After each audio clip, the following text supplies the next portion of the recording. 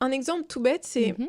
pendant longtemps, j'avais du mal à apprécier ma voix. J'aimais pas ma voix, je me disais que non, il faut que j'ai une voix plus masculine, plus Ah ouais. grave. Pourtant, j'adore ta voix. Moi, je Bah trouve qu'elle est merci. hyper. Elle attire rien que par le fait d'entendre. Tu sais, t'as une voix où il y a un sonorité, où, tu sais, quand tu coupes les reels aussi, moi, je trouve que c'est captivant, en Bah, fait. ça fait plaisir. Et justement, quand je me suis lancée, j'ai été hyper surprise par les retours qu'on a fait sur ma voix, tu vois. Mhm. Mais pendant longtemps, je me disais non, il faudrait que j'ai une voix plus grave parce que on me prendrait plus au sérieux. Là, j'ai une voix trop douce. On va dire oh, elle est mignonne, tu vois. J'adore. Et du coup, j'avais pas envie qu'on me prenne Ok. à la légère, tu vois. Et en fait, finalement, avec le temps, en m'exposant comme ça, j'ai eu tellement de retours positifs Mm. sur le fait que j'ai une voix un peu douce, posée, calme, etc., que je me suis dit, mais en fait, c'est une qualité et j'ai appris à identifier ce qui était une qualité chez moi et à l'amplifier de plus en plus. Et je pense que c'est ça qui est extraordinaire hein, dans les réseaux et dans les vidéos, tu vois. Finalement, c'est quoi développer son personal branding et ses réseaux sociaux? C'est oser être soi-même Mm. authentiquement, là où c'est vachement challengeant d'être soi-même aujourd'hui. Et, et être intentionnel sur les associations que tu veux qu'on fasse Mm. de toi. Donc de Camille, tu vois, c'est qui Camille? À quoi est-ce qu'on va l'associer? On Mm. l'associe à ça, à ça, à ça, à ça. Et ça, c'est tout un travail, mais je dirais que ouais, ce qui m'a vachement aidée, c'est d'être authentiquement moi-même et de l'être de plus en plus, parce que c'est un travail Ouais, d'une vie, permanent, quoi. hein, ça s'arrête pas. Bien Aujourd'hui, sûr. je sais que je pourrais être encore un peu plus authentique et un peu plus. Et tu sais quoi, c'est ça qui est extraordinaire et que j'adore dans cet espace-là, c'est que ça te donne. Je pense pas que j'aurais fait autant de travail sur moi Mhm. si je m'étais pas exposée sur les réseaux sociaux.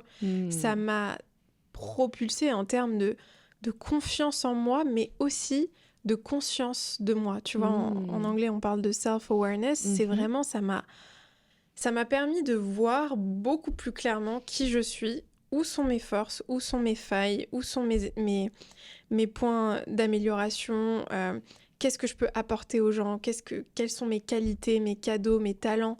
Toutes ces choses-là, c'est vachement difficile de les voir si t'as pas un miroir devant toi Bien qui t'aide sûr. à les voir. Et les réseaux sociaux, pour moi, c'est juste les gens t'aident à voir ce qui est blessé chez toi, ce qui est, tu vois, ce qui est fort chez toi. C'est incroyable comme Non, chemin. mais c'est génial ce que tu dis parce que, en fait, j'ai pas mal de clientes qui ont du mal à être visibles parce qu'elles ont Mm. peur de se dévoiler. Elles ont peur de montrer cette part féminine aussi. D'ailleurs, je reviendrai sur la notion de voix et de choses comme ça parce qu'il y a tellement de choses à dire là-dessus. Et c'est vrai. Et du coup, c'est intéressant ce que tu dis parce que quand tu te mets dans cette fameuse quête de toi-même, bah du coup, pour moi, ça enlève toutes les peurs de oui, mais en fait, qu'est-ce qu'on va penser de moi et tout. Mais non, en fait, c'est un outil de développement personnel. Ah, Et mais ça, c'est clairement, génial. mais Et moi, tu sais, clairement. j'avais pas réalisé jusqu'à ce que tu le dises, mais c'est vrai, en Ah oui, fait. oui, c'est un outil, c'est le meilleur pour C'est moi. un Hein. outil Ouais, ouais. mais tellement puissant, en fait. Et du coup, tu apprends énormément sur toi. Et puis moi, une de mes valeurs, c'est l'apprentissage. J'adore toujours Mm. me nourrir de cultures, de gens différents. Et j'avais de la facilité en présentiel. En distanciel, c'était un peu plus difficile parce qu'il y a cette notion de barrière et de voile et tout, tu sais, technique. Mais en même temps, c'est vrai que tu as une visibilité qui fait que du coup, plus de gens te voient. Donc plus de miroirs, Ouais. donc plus finalement tu travailles sur toi et plus bah, j'imagine ton audience grandit que tu travailles aussi plus sur toi. Donc il y a vraiment ce côté-là évolutif qui est sans fin parce que en soi bah, tu auras toujours des choses à bosser sur toi. Et je vais revenir sur le sujet de quand tu dis la voix. Tu sais, c'est marrant parce que je faisais le constat avec je sais plus si c'était avec une amie, on discutait comme ça. Et je vois que les femmes qui réussissent dans le milieu business, pour la plupart, elles ont les cheveux courts. Elles se coupent Mm. les cheveux, elles sont en mode costume. Et là, tu sais, à un moment donné, je discute, mais je dis, pourquoi elles gardent pas leur féminin, quoi?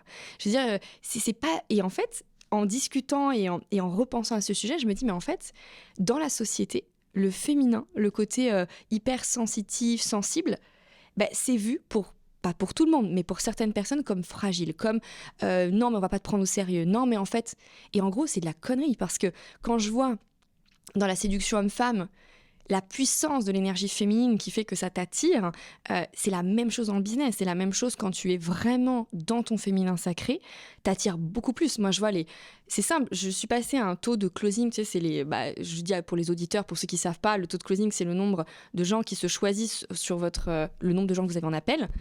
Je suis passée d'un taux de 30-40% à 95% en l'espace de 2 semaines, juste en me mettant dans l'énergie féminine. C'est un truc de fou. Ok, mais ça, c'est hyper intéressant. Ouais, moi, je veux que tu nous en parles de ça. Ouais, 95%. Non, mais c'est un truc de taré. Je lance mon... En fait, j'étais en lendemain, pour te dire, c'est un moment très vulnérable que je vais dire, parce que j'étais en lendemain d'un début de cancer. C'était en avril de cette année. Et en fait, à ce moment-là, j'étais en plein lancement d'un nouveau programme au départ, j'arrivais pas à trouver le nom et tout.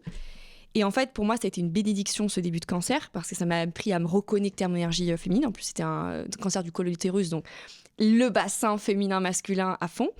Et du coup, quand j'ai eu ça, j'ai remis en question beaucoup de choses dans ma vie, l'aspect couple, tout ça. Et à ce moment-là, en fait, je me suis retrouvée un peu à nu, tu vois, à nu avec moi-même, en me disant... En gros, ton business, en fait, c'est pas toi, Camille. En fait, toi, t'es qui ? Et t'as une vie à côté de ton business, en fait.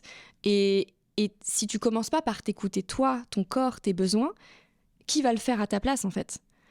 Et faut que t'arrêtes d'être dans ton mental, dans ton yang forcé. Tu sais, en fait, j'étais tellement dans un yang forcé qui fait que ça m'a break à l'intérieur, tu vois. Ça m'a créé des problèmes de santé, en fait.